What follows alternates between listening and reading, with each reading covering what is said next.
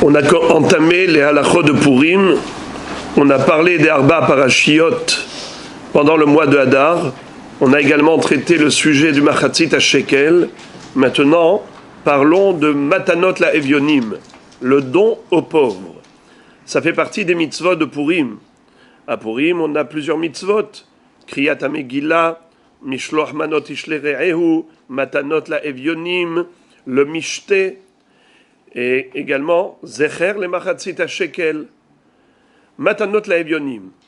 Quelle est la différence entre Mishloach Manot et Matanot la Evionim?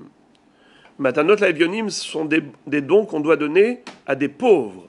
Tandis que Mishloach Manot, c'est des cadeaux qu'on offre à ses amis, à ses voisins, à son prochain. Mais qu'est-ce qu'on doit donner pour Mishloach Manot et qu'est-ce qu'on doit donner pour Matanot la Evionim? Et combien faut-il donner et à qui? Alors, Mishloach Manot, c'est à combien de personnes? Deux personnes. À combien de personnes Mishloach Manot, vous dites? Deux. Alors, il y en a un qui m'a dit 3, il y en a un qui m'a dit 2, il y en a un qui m'a dit 1. Bon. Alors, Aharon Haviv. Mishloach Manot, Ish lere'ehu. Ish, un homme, envoie lere'ehu à son ami. Donc la mitzvah, c'est à une seule personne. Après, tout ce qu'on envoie en plus, kol kavod, c'est beau, c'est merveilleux. Mais la mitzvah obligatoire, c'est à une personne au minimum. Combien il faut lui envoyer de cadeaux? Vous avez dit 3. Vous dites 2. Mishloach manot. Manot au pluriel. Qu'est-ce que c'est que mana? Une part, bravo. Une part, il faut que ce soit de l'aliment. Il faut que ce soit quelque chose qui soit alimentaire, de la nourriture, pas autre chose. Bien que les Mefarshim nous donnent 2 raisons pour la mitzvah de Mishloach Manot Ishlere'ehu. Il y a la raison du Tumat Ad-Deshen et la raison que donne le Manot Halevi. Manot Halevi, c'est Rabbi Shlomo El-Kabatz, le compositeur de l'Echadodi Likrat Kala, élève du Harizal, contemporain du Harizal Akadosh. Lui nous dit que la raison pour laquelle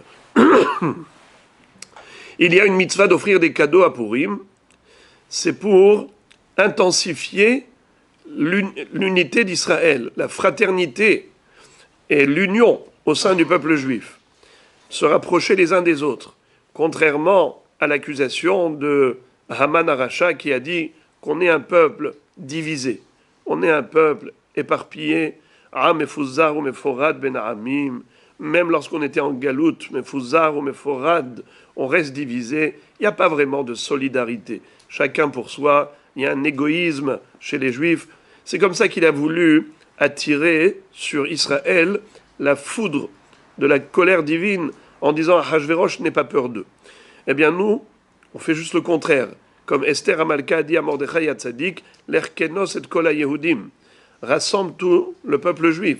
Il faut qu'ils s'unissent. S'ils veulent vraiment mériter la miséricorde divine, il faut qu'ils vivent dans l'union, pas dans la division.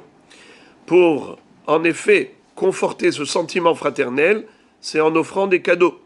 Quelqu'un qui ne donne rien aux autres, il reste étranger. Il est coupé des autres.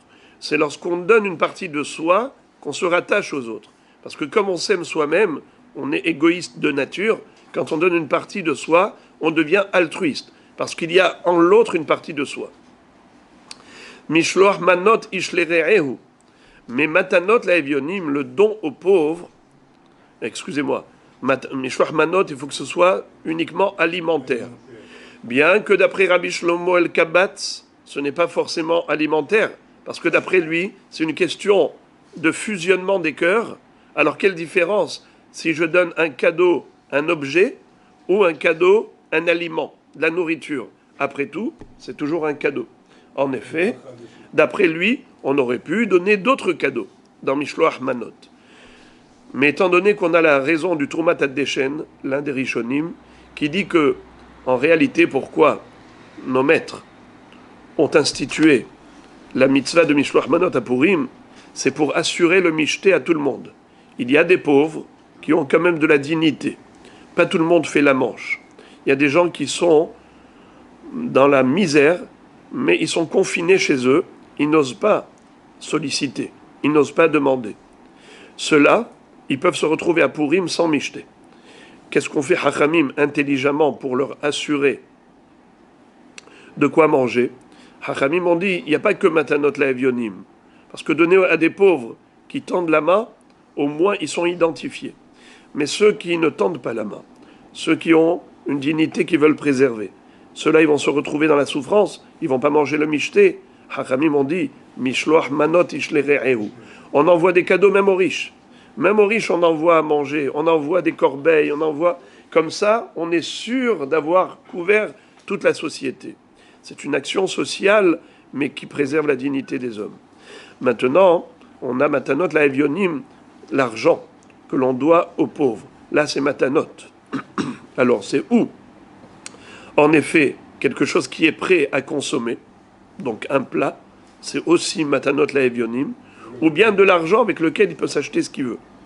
Il peut s'acheter à manger, et il n'est pas obligé, bien que dans le tour, il est écrit que le Hani, il a l'obligation d'utiliser l'argent qu'on lui donne pour michté de Purim, mais la halacha n'est pas comme ça. Le Rav Ovadia Yosef Zatzal est posek qui fait ce qu'il veut avec cet argent. Matanot Laevionim, il faut donner à combien de pauvres? Il faut donner combien d'argent? Il faut combien de cadeaux? Matanot au pluriel. Le minimum du pluriel, c'est combien? 2. Alors, à combien de pauvres? Matanot la Evionim, c'est des pauvres. Au pluriel. Combien c'est le minimum du pluriel? 2. Alors, il faut donner 2 cadeaux à 2 pauvres. Combien de cadeaux on donne aux pauvres? 2 et 2? Un cadeau à chaque pauvre. 2 matanot à 2 Evionim. Ça fait un cadeau par pauvre. Ça, c'est le minimum. Combien on doit lui donner? La valeur d'un repas, c'est a priori. Les khatkhila, si on veut bien faire la mitzvah. Mais quelqu'un qui veut faire moins que ça, est-ce qu'il peut? Oui. Le Ritba, qui est l'un des Rishonim, il dit que même une prouta, c'est possible. Alors c'est sûr que c'est pas comme ça qu'on fait la mitzvah. Tu vas pas lui donner un shekel. C'est se moquer de lui. Mais malgré tout, il faut savoir quelle est la halacha et quelle est plus que la halacha. Par exemple, quelqu'un qui veut donner Matanot Laevionim avec l'argent du Maaser. Il ne peut pas s'acquitter d'une mitzvah par une mitzvah. Il ne peut pas donner l'argent du Maaser à Evion, parce qu'à ce moment-là, tu n'as pas fait ta mitzvah de Matanot Laevionim. Attention. S'il donne plus qu'une prouta, il peut. La prouta, c'est l'obligation. Mais une fois qu'il s'est acquitté de son obligation, alors le surplus, il peut le donner avec l'argent du Maaser. Ou bien par exemple, c'est écrit dans le Shulchan Aruch, Kol hapochet yad notnim lo. C'est vrai que l'obligation c'est 2 pauvres. Mais pendant Purim, on n'est pas medagdek. Tout celui qui te demande, tu lui donnes. Comme ça dit le Shulchan Aruch. En medagdekin be Purim. Kol hapochet yad notnim lo. Tout celui qui sollicite, qui demande, donne-lui. Alors, étant donné que la mitzvah, c'est de réjouir les pauvres, je vous lis le Rambam, ce qu'il écrit, c'est extraordinaire. Il nous dit, Mutav la Adam, le arbot bemetav yicholto bematanot la evionim, le arbot bis'udato bemishloach manot le re'av. Mieux vaut multiplier matanot la evionim que mishloach manot ou bien le mishté. Chez en simcha gedola ou mefoara, אלא במשמח לב עניים ויתומים ואלמנות, שהמשמח לב האומללים האלה דומה לשכינה, שנאמר להחיות רוח שפלים ולהחיות לב נדכאים. Ça veut dire que la plus grande joie qu'a Kadosh Baruch Hu, c'est quand il voit qu'un Ben Israël prend à cœur et il est sensible aux besoins des autres, des Aniyim, et il vient les soutenir. Alors, c'est la raison pour laquelle c'est vrai qu'il y a un minimum, mais au-delà du minimum, il faut faire le maximum. Je vais terminer avec la dernière halakha à propos de Matanot Laevionim. Si par exemple, quelqu'un a prêté de l'argent aux pauvres, il lui a prêté par exemple 1000 shekels.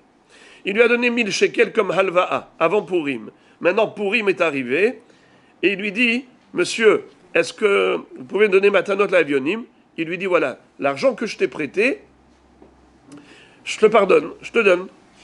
Alors, est-ce qu'il est Yotse de Matanot la Evionim? Il lui avait prêté avant Purim 1000 shekels, maintenant il lui dit, allez, je te les laisse, pas besoin de me rembourser. Est-ce qu'il est qui de Matanot la Evionim? Pourquoi non? Parce qu'il a besoin de se manger pour la fête. Il va pas... Parce que là, il n'a pas de rapport. Très bien, bravo. Il y a une halakha à propos du mariage. Un homme, s'il veut se marier, il faut qu'il donne à la femme une bague ou de l'argent, n'est-ce pas? Et shaniknit bekesef. Quel est le din s'il ne lui donne pas quelque chose maintenant? En fait, il lui avait prêté à cette jeune fille de l'argent. Il lui dit, Hareat mekudeshet li bahalva'a azot. Je te fais mehila, je te pardonne, pas besoin de me rembourser. Et avec ça, je suis mekadesh otar. Mekudeshet ou pas? Elle n'est pas mekudeshet. Pourquoi? Parce qu'au moment où il lui a prêté l'argent, on dit comme ça, milva leotsa'a nitna. L'argent, quand je te prête, c'est pour l'utiliser. Donc cet argent, il n'existe plus. Il s'est évaporé. C'est à toi. Maintenant, après ça, tu me dois un remboursement. Ça, c'est une dette. Le remboursement, c'est une dette. C'est pas de l'argent cash. Or, à Purim, c'est pareil. Il faut donner de l'argent cash. Il faut donner à manger cash. Et pas quelque chose que tu lui as déjà donné et juste tu lui pardonnes. Parce qu'à ce moment-là, tu n'es pas quitte. Donc voilà quelques idées à propos de Matanot la Evionim.